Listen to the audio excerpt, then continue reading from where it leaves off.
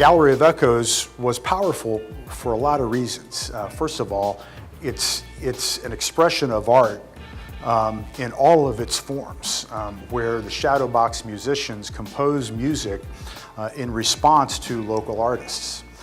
And one of the local artists that was featured was Richard Duarte Brown, and Richard's subject was Dante Wood's Spikes.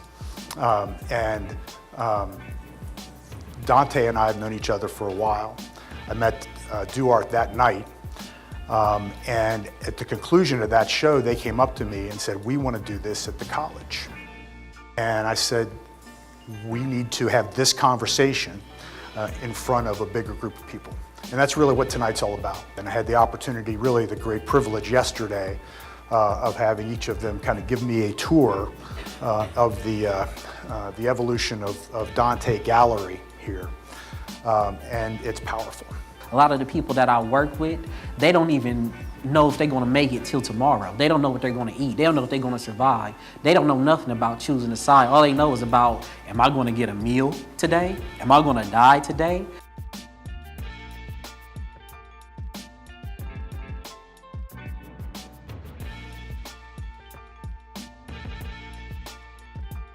And I, in my mind, as a father, was looking for someone to take on my legacy. And I started noticing that he spent time with the kids on his own time, and he was committed to it naturally. And no one had to motivate him. But I see this need to help young men become healthy men. And if a man doesn't have a father, he's gonna imitate what he got. And if it's nothing there, he's gonna imitate whatever fills that void. So I started a teens group, and I invited, it was really for the teenagers, but you started having young kids, you had like the older men in the neighborhood, we all would come together on Wednesday nights and we would eat pizza and we would talk just about anything and everything, because honestly, a lot of the boys in the neighborhood have never had the opportunity to sit down at a table and just speak. They don't get to say how they feel, how their day went, what they're thinking, what's bothering them, because a lot of young men suppress their emotions, and once they get angry, they just explode. But what I would do is, as soon as they would sit down and get some pizza, I would propose a question. And it would be real life, authentic questions. It'd be the stuff that they're going through, not some BS like, how you doing? I would straight up ask them like, have you ever thought about killing somebody? Because they're in positions to where it's happening in their neighborhood and it's stuff that they see on a day-to-day basis. So I would ask them, have you ever thought about killing somebody?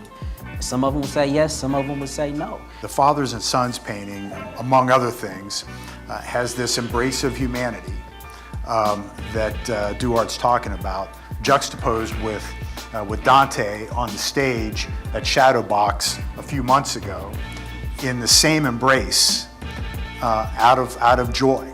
And it's one thing to be an artist, it's another thing to have your artwork influence the future, and I really believe that's what's happening here, so God bless you for that. The issues that we're faced with is police officers and young black men, and they need to have the conversations before anybody else. So I'm using myself somewhat as a sacrifice to do it. I'm a young black male, and they're white police officers. But I was talking to him, and I told him, I said, you know what, it's a difference in somebody seeing a police officer arrest a bad guy and seeing a police officer arrest your father. You gotta think about which side you're on. You're dealing with a lot of kids in the community. The only time they see you is when you're taking their family member away. And it's not specifically your fault, but we don't have a relationship whatsoever. And as far as you can go back, we never had a good relationship when it comes to black people and police officers. So it's a lot of work to be done. Can I be honest? I just felt filled, like with something very powerful, and I almost teared up. I'm hearing somebody not from my privileged position in terms of how race works in America, and I'm like, okay, like maybe there's some things for me to learn here. You know, we all have questions, we all have concerns about things that are going on in the community. But if we don't sit down and talk to each other, we'll never be able to figure things out. We shouldn't wait until something bad takes place to finally talk.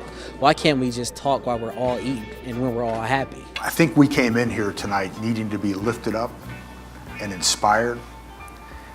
And you two have shown us that hope and love are choices that we make.